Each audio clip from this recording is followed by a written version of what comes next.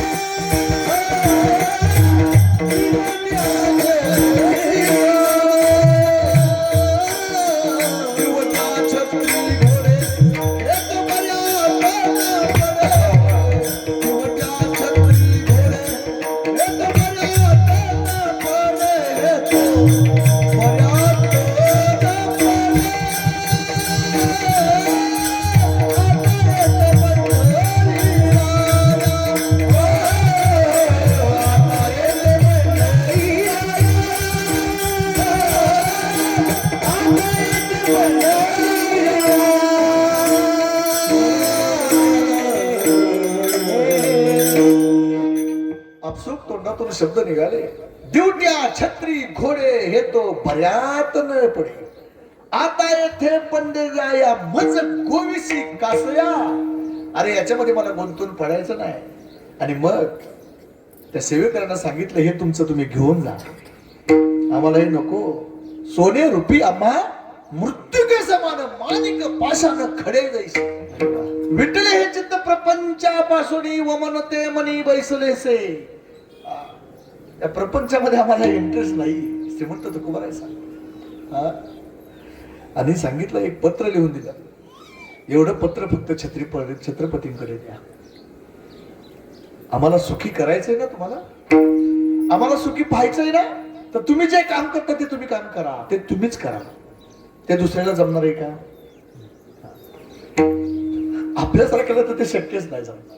ढाल तलवार गुंतले हे कर म्हणे मी झुंजार कैसा झुंजो, पोटी पडदाळे सिले तो पोजे, हे तो झाले तुझे मरण म्हणून, हे आपण म्हणणार आहे. ढाल तलवारे गुंतले हे कर, हातामध्ये ढाल आहे, तलवार आहे हातात, एका हातात ढाल आहे, एका हातात तलवार आहे, आणि शत्रू बरोबर युद्ध करायचे. आणि आपण जर त्याला म्हटलं की अरे तू युद्ध कर ना, मग त्यावेळेस तू म्हणतोय अरे एका हातामध्ये माझ्या तलवार आहे, एका हातामध्ये ढाल आहे, मी लढू कसा?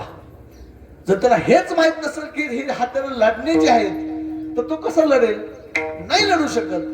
ते लढायचं कुणाचं काम आहे? छत्रपतींचं काम आहे. हा, स्वराज्याची स्थापना करायची ना, तुम्हाला लढावंच लागेल, ते तुम्ही करा, ते तुम्हाला जमणार आहे, आम्हाला ते जमणार नाही, आम्हाला जमतं ते आम्ही करू. आणि आम्हाला जर सुखी असं तुम्हाला पाहायचं असेल की छत्रपतींना असं वाटतंय ना की आम्ही सुखी व्हावं, तर आम्ही सुखी होणार. पण कशामुळे होणार? आम्ही तेने सुखी मन विठ्ठल विठ्ठल मुखी, आम्ही तेने सुखी, आम्ही तेने सुखी मन विठ्ठल विठ्ठल मुखी, आम्ही तेने सुखी. कशाने? मना विठ्ठल विठ्ठल मुखी. तुमचे एरवित्त धन ते मज मृत्यू के समान. आणि सांगितलं कंठी मिळवा तुळशी आणि व्रत करा एकादशी. आणि शेवटी सांगितलं मानवा हरीचे दास तुका मने मज आस. आम्ही तेने सुखी. काय सांगितलं? मना विठ्ठल विठ्ठल मुखी. विठ्ठल हे नाम सार. म्हणून तुम्ही काय करा, हे जे नाम सार आहे ते सार मुखामधून सतत घ्या. पण सतत घेत असताना आपण ते भजन या स्वरूपामध्ये घ्यावे. म्हणून आमचे श्रीमंत तुकोबाराय सांगतात की एवनी नरद्या विचारावे सार, धरावा पैधीर भजन. तुका म्हणे ते भजन, भजनच प्रमाण. मग एखादा म्हणेल महाराज तुम्ही सांगितलं आम्हाला भजन करा भजन करा, पण आम्हाला ताल नाही, स्वर नाही, ल हे कुठलंच काही कळत नाही, मग आम्ही नामस्मरण घ्यायचं कसं? मग त्याला सुद्धा आमच्या तुकोबाराने सांगितलं नय जरी तुझं मधुर उत्तर, नय जरी तू